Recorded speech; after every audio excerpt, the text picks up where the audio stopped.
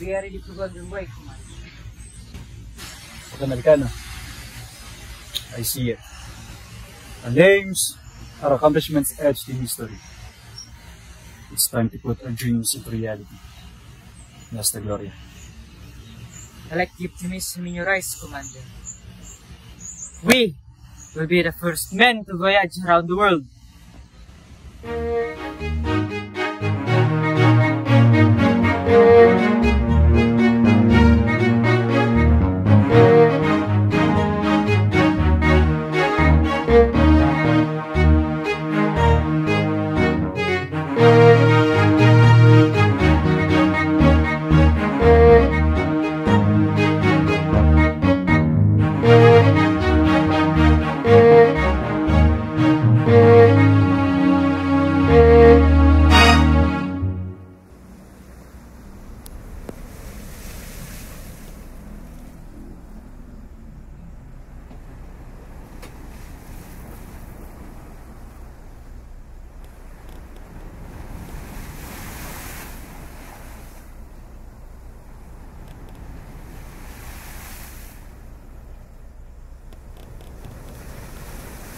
Years has passed, and we've experienced the good and the worst of this voyage.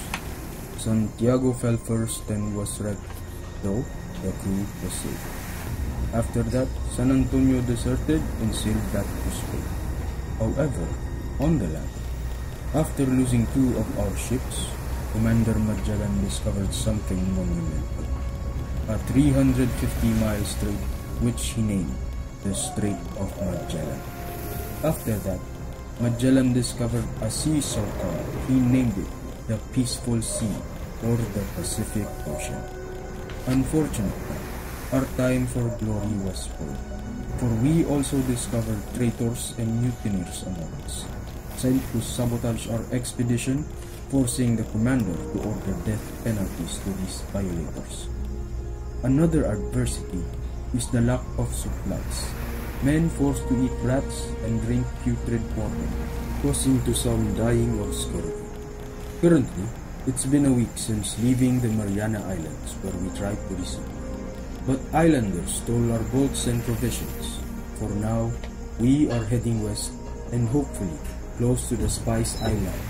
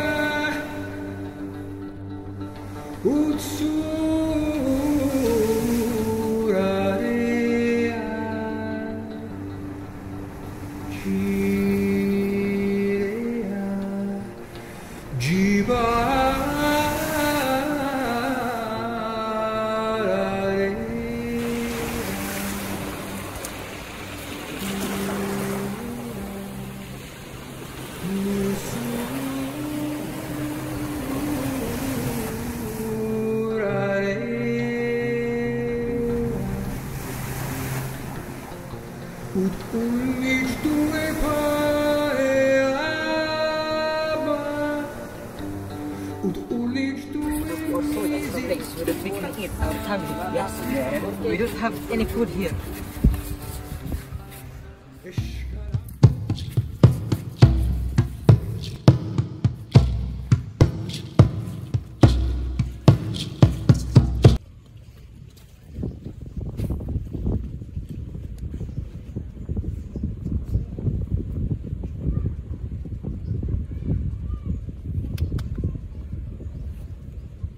Men, lower your weapons. They're welcoming. Malugod namin kayong tinatanggap sa aming langit. Sumama kayo sa amin. What is it saying? It says they come in peace and to follow them to their pueblo, Commander. How do you know their language? I come from Malacca, Commander. You were there at the siege. I was enslaved after that. Moreover, it sounds similar to our language, with just a couple of alterations that might confuse me a bit. I see. So, we must be close to the Spice Island. Kayo ang kaunanaong taong maputa ang balat na unang nakarating dito. Ano ang kailangan niyo sa amin? He says that we are the first pale-skinned people that came to the land. He asked what we are here for. We came here for friendship in hopes for trade with you people. But most importantly, we are here for this. Pumunta kami dito para sa pagkakaibigan sa pag-asang makipagkalakalan sa inyong mga tao. Pero ang nandito kami para Respecia. pampalasa. Yan? Yan yung pinunta nyo dito? Tumutubo lang yan sa aming bakod. Pero hindi yata sapat ang narito sa amin. He says that is special with looking for just crossing, but it is not enough for trading. Is there a place you know where there is an abundance of spices? I mean, there must be. Sa pagkakaalam ko, meron sa Zubo. Doon ang pinakamaraming pampalasa sa amin. Subalit, sa tingin ko, malululong kayo sa ganap na hindi ka nais-nais. He says Zubo has the most special. He warns that we might have a bad time there. I'll take the risk. This is decided. You're headed to Zubu. But before we depart, tell Braha that it would be an honor if he, together with his people, attend the very first mass in their country.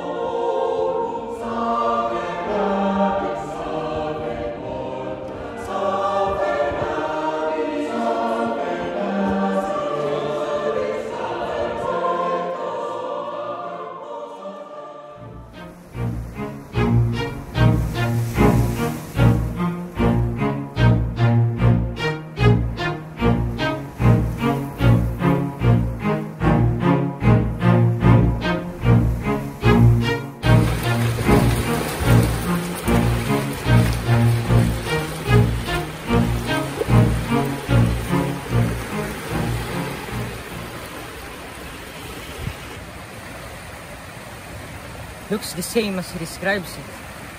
We're here. Zubu Port. Get ready for trading. Vámonos!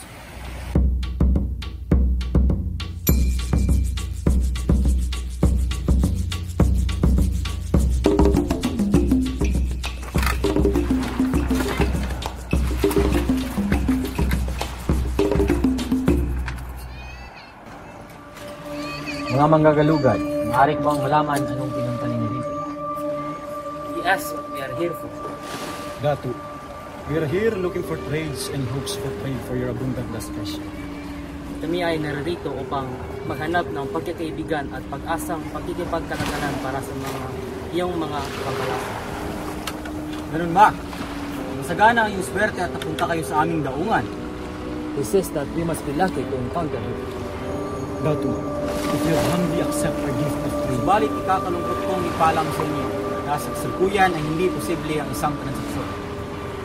very good. What did you say? He says that transaction is currently not possible. Are you sure, Datu? Is there not any other way? Dato Zula, wala na bang ibang paraan? Datu, I can offer you so much more. We have silk, beads, porcelana. You might even like some glassware together with wine as well.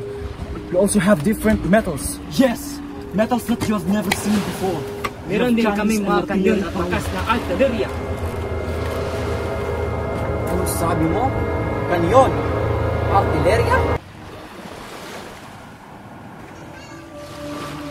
Kapitan, nais ko lang ipaalam sa inyo na hindi lang ako ang namumuno sa aming isla. May kasama ako, isang matatag at matapang na mandirigma at isang dakilang pinuno. Subalit magkakaiba ang aming pangangalakad. Ang hangarin ko ay mapaunlad ang aming isla at pagbukas at pagtanggap ng kalakad. Ngunit mahigpit ang kanyang kapit sa pagbabawal ng pagkikipag-ugnayan panlabas. Itinuturing niya itong isang malaking panghihimasok ng mga dayuhan. Sa mga lumipas na taon, walang sinumang naglakas loob at tumayo laban sa kanya sa larangan ng digmaan. Ngunit ngayon, tila umiihip ang hangin sa aking pabor. Ang inyong mga kanyon at artilerya ay maaaring makapigil sa kanya. Kapitan Magellan, nais ko bang hingin ang iyong pabor tungo sa pagbagsak ng isang malaking pader sa isang maganang kinabukasan? Dato Zula, maaari bang malaman kung sino ang aming katunggali? Siya ay kilalang si Lapu-Lapu.